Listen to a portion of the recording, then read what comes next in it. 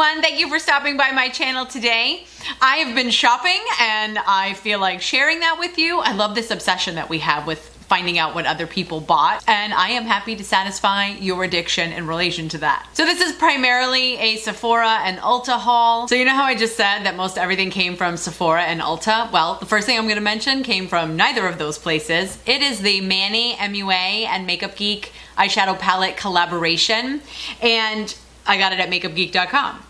The reason I'm mentioning it right now is a couple reasons. First of all, it's fabulous. These warm, gorgeous, reminds me of summer sunset colors, I think are just beautiful. I also just finished filming a tutorial on the look that I'm wearing right now using only this palette. So I'm not sure if it's up yet or not, but if it's up, I'll link it. If it's not, stay tuned, it's coming. And the other reason I wanted to mention it is because I'm not saying anything about how in that tutorial video, I don't start talking about a giveaway of this actual palette. As a thank you for my subscribers, I scored a second one and I am happy to pass it along to one of you guys. So all of the details about that giveaway will be in that review and tutorial video, either up already or coming soon. Back to Sephora and Ulta in no particular order. I picked up from CoverGirl the Supersizer mascara. We have had a difficult relationship. I picked it up initially when it was first launched and I hated it. And I watch a lot of YouTube as well, and I couldn't stand how everybody kept talking about how fabulous it was. I said I must have just been in a bad mood the day that I got it. And so I now horribly wasted the first product that I returned, but I went and I purchased another one. And so far, I actually really like it. It does a really nice job of volumizing and separating your lashes based on the design of the comb on the wand. And I don't know, now I just feel guilty that I gave up on it so quickly. I did at one point a long time ago post an Instagram photo about how when I was doing my brows and reaching for the Anastasia Clear Brow Gel, I grabbed this instead and almost applied this to my brows because I was not paying attention, and the tubing is kind of similar. Maybe that's why I was kind of holding a grudge against the mascara at that time, because yeah, that's what grown-up people do. They hold grudges against makeup. I picked up a single brush from Real Techniques. This is their Expert Face Brush. I have to say I was holding a grudge again, apparently, because these brushes annoy me because their bottoms are wider and they're meant to stand on the table, and I'm like, really? Who has the opportunity to stand their brushes up on the table? You can't see right now, but I'm standing it up on the table. But everybody kept talking about it and I had to be just like everybody else. And actually, I really like it. It's a very soft face application brush in comparison to the Real Techniques brush that I have always been loving, which was their buffing brush. They look very similar, actually. There is a slight difference. The buffing brush, which you can only get in a trio of brushes, is a little bit longer bristled and a little bit softer.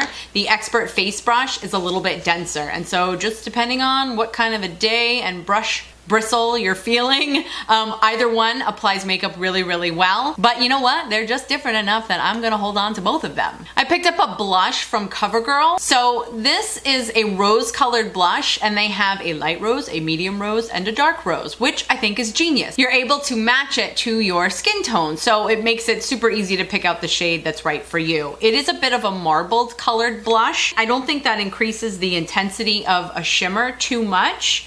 So I appreciate that. I don't like blushes that are too shimmery and too sparkly. I was very intrigued by this blush because it reminds me of the Hourglass Ambient blushes, and I haven't done a comparison yet, but I'm definitely going to see if it measures up or is at least similar to the very expensive but oh so fabulous Hourglass blushes. I picked up a liquid liner from NYX, and typically I was using the Revlon Color Stay Skinny liquid liner because I was so impressed with how skinny the brush was and the way you could so precisely apply it. I was intrigued by this one though because it's specifically calling itself matte.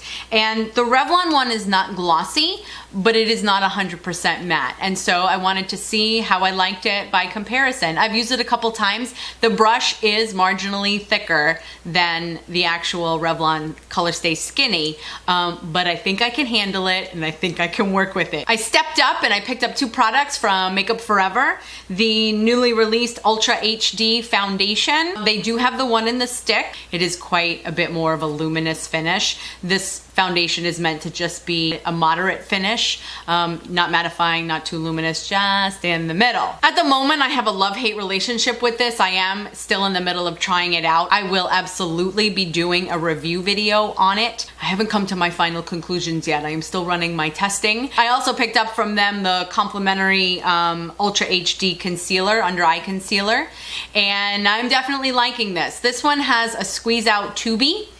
So it doesn't have a doe foot applicator like my oh so favorite NARS Radiant Creamy Concealer, which I absolutely live for. So this one requires a different sort of application technique. So far I am liking it. This is the Elizabeth Arden 8-Hour Cream. Everybody talks about how fabulous this is, and in reading the description of it, I was very intrigued by how it could be used on your hands or on your cuticles or on your lips, and that's where I was like, what? Because I don't think I recall ever having a lotion that went on my hands that would equally be as good on my lips. I mean, that they just taste awful. Like if you ever wipe your mouth after recently having applied lotion and then you're like, you make that awful face where you're like, what am I tasting? I'm tasting something that is not natural.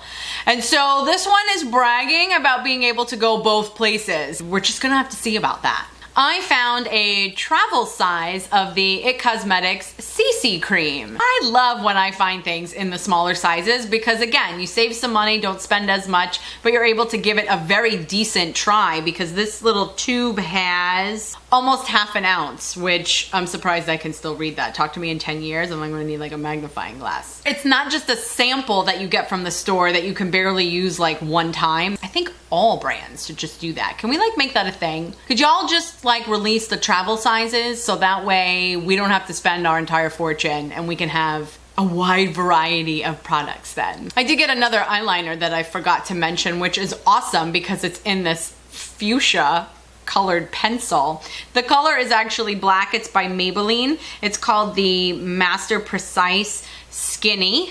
Apparently it's a thing now. Revlon has a skinny, Maybelline has a skinny, but this is not a liquid. This is just a pencil. I typically line my upper lid, more so just to kind of fill in some of the spaces in between my lashes. And so with it being so small, I feel like it can really get in there. I have used it a couple of times. Right now my impression is that it's so freaking skinny that it breaks itself. It's not creamy enough to glide on very easily. So you wind up applying a little bit more pressure and then boop, it like flicks off the end. Maybe it's me. It might be user error. I am willing to take on the responsibility and say it's all my fault, but I've got more pencil to go to see if it's gonna treat me that way all the way to the bottom. I picked up another foundation, which is actually an oldie but goodie. This is the Revlon Color Stay Foundation. I get the one for combination to oily skin. Why did you get another one, you ask, when you just spent so much money on the Makeup Forever one?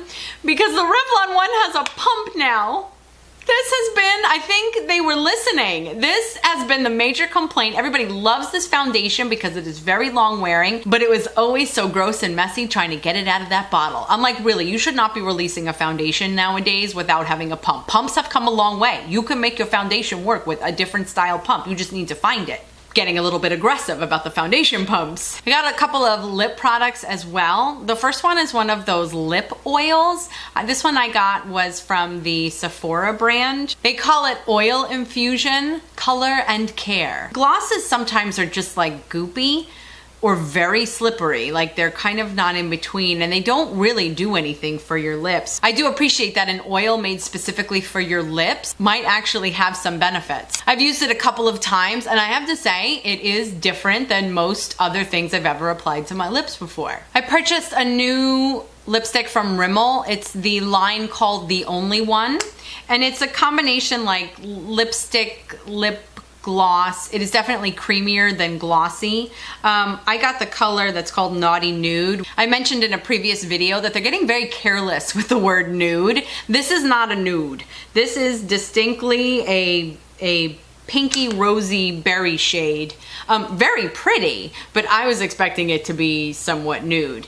The lipstick is really smooth, feels really comfortable. One thing I'm not crazy about is that the edge of the tube of lipstick, the application end, is so large. And so when you're going around the finer points of your lips, like around your Cupid's bow, it's like a major challenge. The first time I thought, oh, well, it's an easy kind of semi-glossy lipstick. Let me just put it on, and I completely missed my lips like a 5-year-old. And guess what? It has just enough pigmentation that it then pigmented outside of my lips. NYX released a primer spray similar to the Smashbox primer water. But what I've been using primer waters for, and I have used this one in that way as well, I spray my beauty blender with a primer water when I want to thin out my under eye concealer where it starts to blend into my foundation. So for example, just below, like right here, where it's not quite under your eye anymore, but where you've applied some under eye concealer, but it's also where you've applied foundation, I take a dampened beauty blender with primer water spray,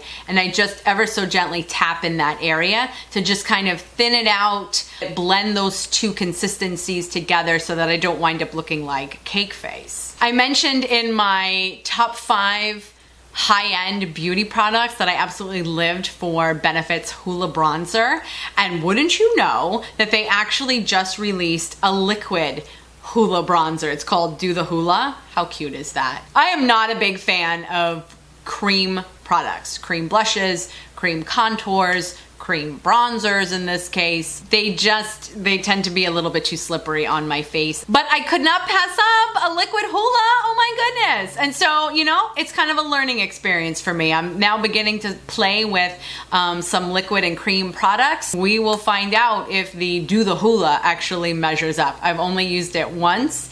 I think it went well, but I need to do some more testing before I start bragging about how skilled I am using a liquid bronzer. I got a couple more palettes. This one was by L'Oreal. It's the La Palette Nude 2. The first one was very warm and brown and neutral, and I'm like, oh my gosh, how many of those do I need? But I really like this one because it was mauvey and purpley and almost a little bit cool in tone. They're showing up, whoa, they're showing up really nicely on my hand. I've heard some really good things about this L'Oreal one, which actually makes me really excited because I really want the drugstores to put out some really quality palettes. So I had learned in advance on Instagram that Too Faced was coming out with another palette. This is the peanut butter and jelly palette. Oh my gosh, and this one smells like peanut butter. I have not tried this palette yet, but I am eager to get started on it. I will be doing a tutorial on it, so stay tuned for that. But I almost didn't even look at what was in it. I was like, you have a peanut butter palette coming out? No problem, sign me up.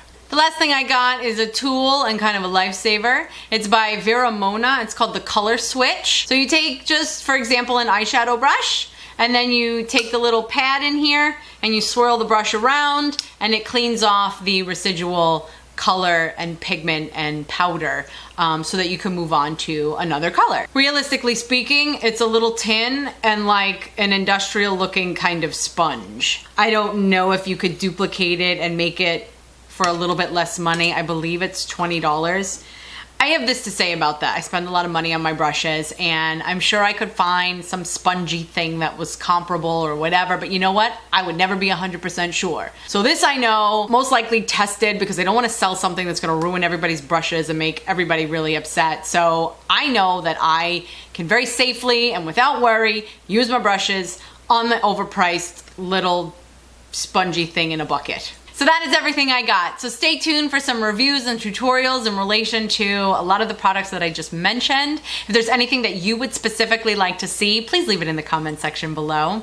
If you like this video and would like to see more like it, please give it a thumbs up. And if you are a subscriber, thank you so much. And if you're not already, I would totally appreciate it if you did. I hope you had as good a time as I did making this video for you today. Thank you so much for spending this time with me. I look forward to seeing you in my next video. And in the meantime, thanks.